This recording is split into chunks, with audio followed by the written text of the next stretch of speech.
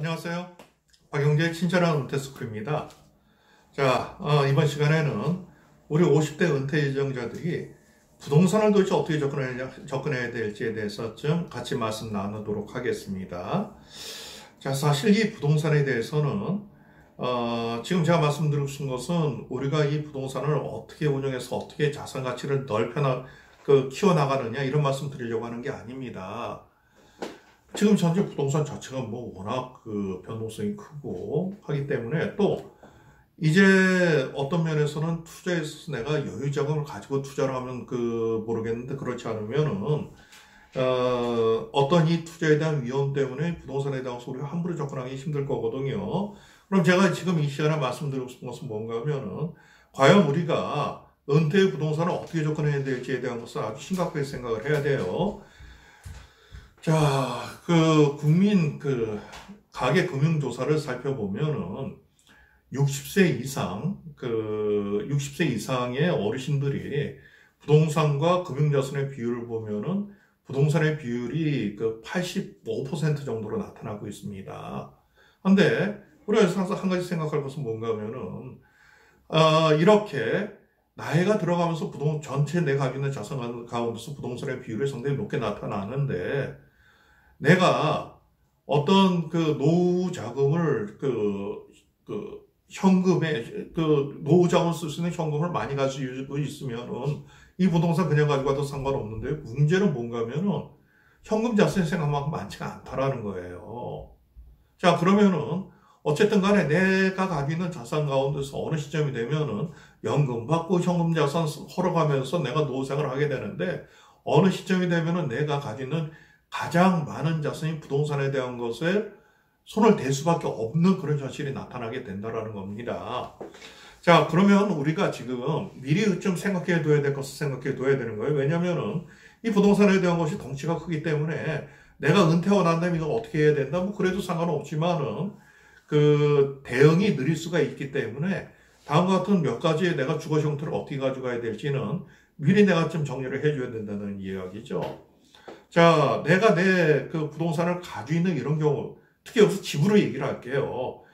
대부분의 베이비붐 세대들이 애들 교육시키고 뭐하고 나면은 집 한 채 낳게 되니까. 자, 그럼 내가 이 집을 그냥 가지고 가는 경우가 있습니다. 그런데 여기에서, 내가 집을 줄이는 방법이 있어요. 또, 주택금융상품을 활용하는 방법들도 있고요. 그 다음에 또 하나 방법들 중에 하나는 뭔가 하면은 주택연금을 활용하는 방법도 있습니다. 자, 여기서 또 경우에 따라서 내가 임대로 가져가는 경우도 있거든요. 그래서 임대주택을 적극적으로 알아보는 경우들도 있고, 또, 자, 내가 비싼 강남에서 살 것이 아니라, 거주 비용이 비싼 곳에서 살 것이 아니라, 이제 애들 교육 다 시키고 했으니까 주거 비용이 좀 싼 곳으로 옮기겠다. 또는 경우에 따라서 내가 귀농귀촌을 하겠다라는 이러한 다양한 방법들이 있을 수가 있습니다. 그러니까, 내가 내 집을 가지고 있겠다라고만 생각을 하지 마시고 내 노후를 어떻게 보내야 되겠다, 내 노후 자금이 어떤가를 보고 각각에 적합한 어떠한 전략을 내가 미리 수립할 필요가 있다라는 이야기입니다. 자, 먼저 내 집을 가지고 있겠다라고 했을 때 집을 줄이는 이런 방법이 있습니다. 내가 지금 현재 40평대 또는 40평대에 한 8억 또는 10억 정도 되는 아파트를 가지고 있다. 자, 근데 나하고 내가 지금 은퇴를 했다. 자녀들은 다 출가를 했다. 이 큰 집이 필요 없지 않습니까? 그럼 내가 이걸 줄이겠다. 자, 그럼 난 이걸 줄여서 내가 거주하고 있는 곳에 작은 평, 20평대 아파트로 내가 이사를 하고 나머지 금액을 현금 자산으로 내가 확보를 하고 또는 내가 비싼 곳이 아니라 서울 주변에 좀 집값이 싼 곳으로 이사를 하면서 내가 주거는 어느 정도 주거 환경을 유지하면서 현금 자산을 더 만들겠다 이런 식으로 갈 수 있는 것이 있는데 경제연구소에서 은퇴연구소에서 조사를 해보니까는 이 집을 줄이는 것에 대한 것은 지금보다는 내가 나이가 70 또는 70대 중반이 됐을 때 나중에 줄이겠다라는 이런 생각을 가지고 계신 것이 많다라고 나타나고 있어요. 그 다음에 예를 들어서 주택금융상품을 활용하는 이런 경우들도 있고요.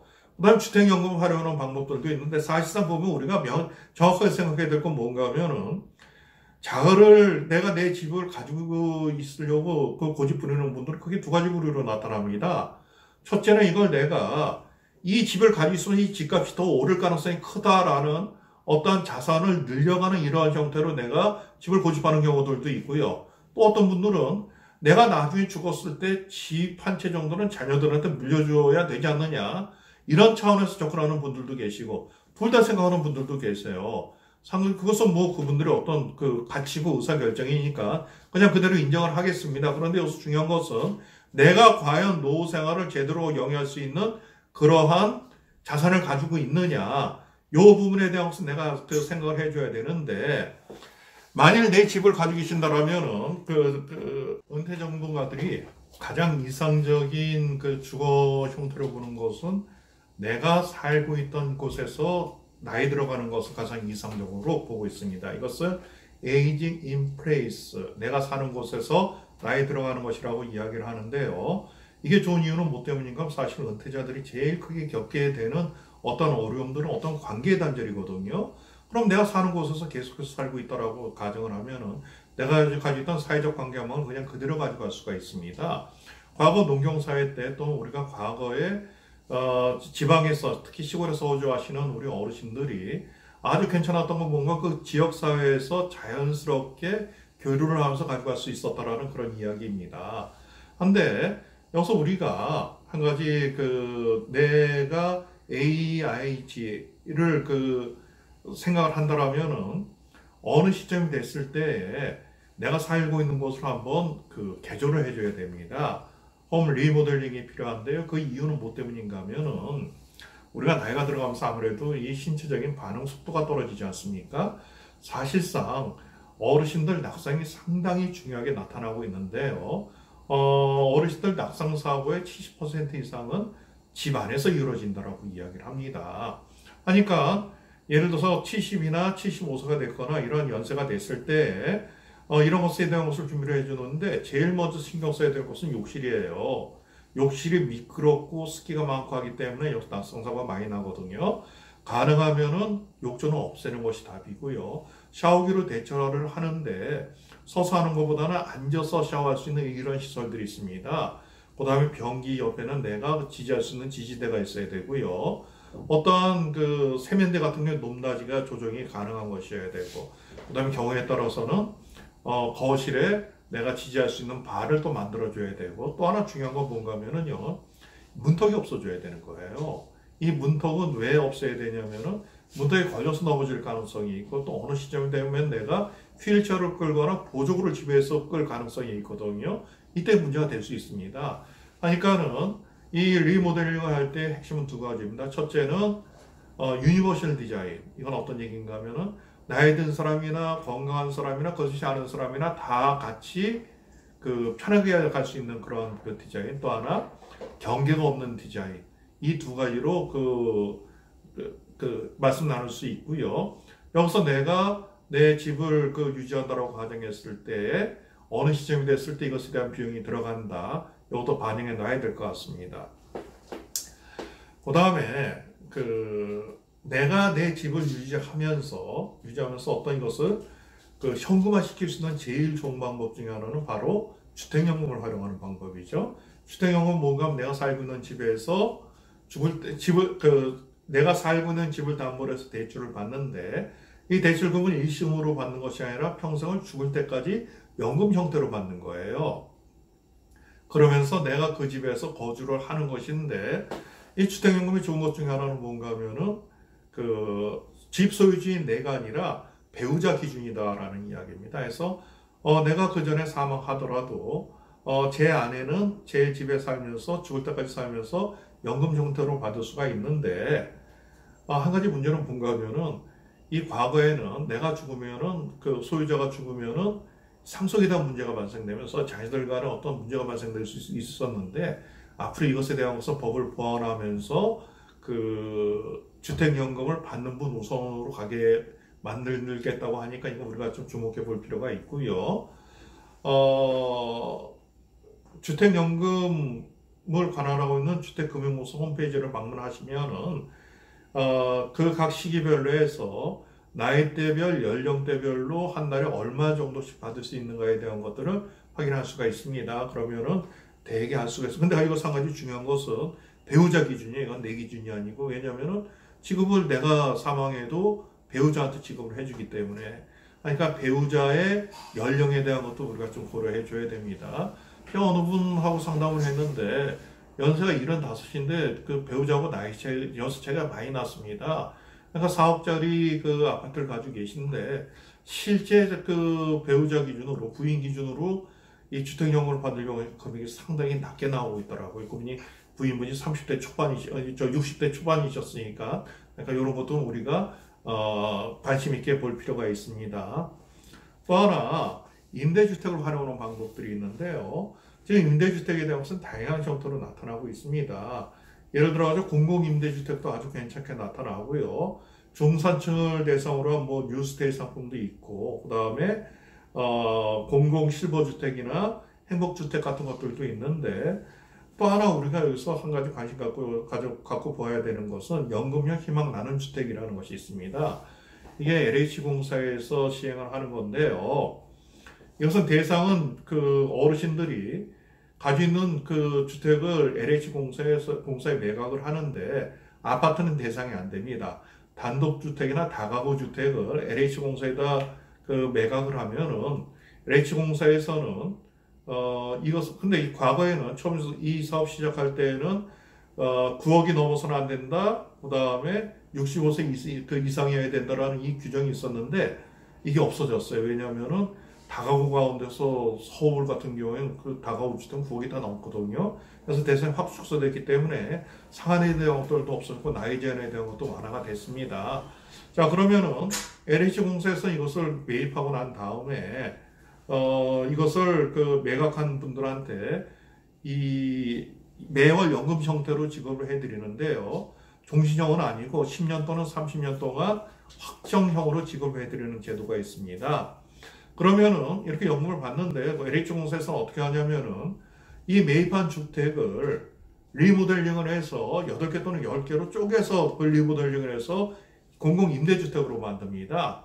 자, 그러면은 이 매각한 분들은 가운데에서 어느 일정 그 수준 이상의 소득이 안 되는 분들은 이 리모델링한 곳에 우선적으로 들어가거나 근처에 있는 다른 곳으로 들어갈 수 있는 그 권리를 드리는데요. 이때 공공임대주택의 그 가격이 주변 임대주택 가격에 비해서 시세가 한 30% 정도 선에서 유지되기 때문에 이 사업을 활용하게 되면은 내가 살고 있는 집을 그 매각해서 그 현금을 노후자금 확보를 할 수가 있고 아주 저렴하게 주거에 대한 것들을 보장받을 수도 있고 또 내가 집을 가지고 있는 것이 아니기 때문에 세금에 대한 혜택도 있을 수가 있습니다. 이런 부분들 좀 이 사업 초기이기 때문에 관심 있게 봤으면 좋겠고요.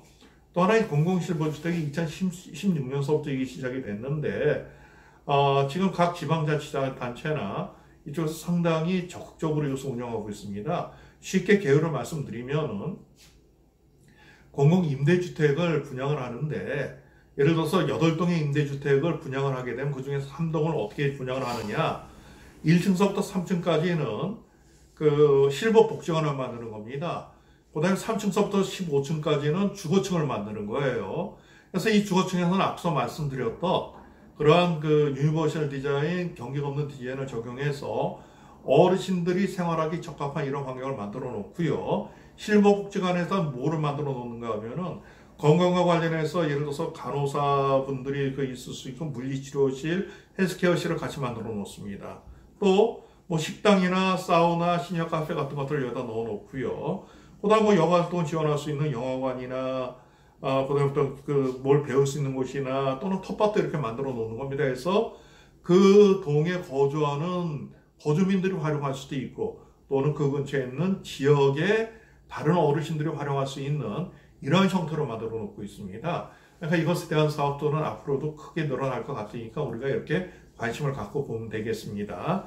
자, 제가 오늘 말씀드리고 싶은 것은 뭔가 하면은 우리가 은퇴 후에 주거에 대해서 소유하고 있는 것에만 생각을 하고 있었는데 막상 내가 내 집을 가지고 있지 않다라는 전제에서 여러 가지들을 살펴보니까 다양한 대안들이 있다라는 거예요. 물론 여기서 내가 내 집을 갖는다, 임대주택에 들어간다, 뭐 이런저런 부분들에 대한 것은 이 시청자분들의 판단이니까 그건 맞춰서 하십시오. 그런데 내 집을 보유하고 있는 것에만 국한되지 말고 알아보면 다양한 대안들이 있다. 그 이유는 뭔가 우리가 노후 자금이 충분치 않을 가능성이 크기 때문에 이런 것을 적극 알아볼 필요가 있다라는 말씀입니다.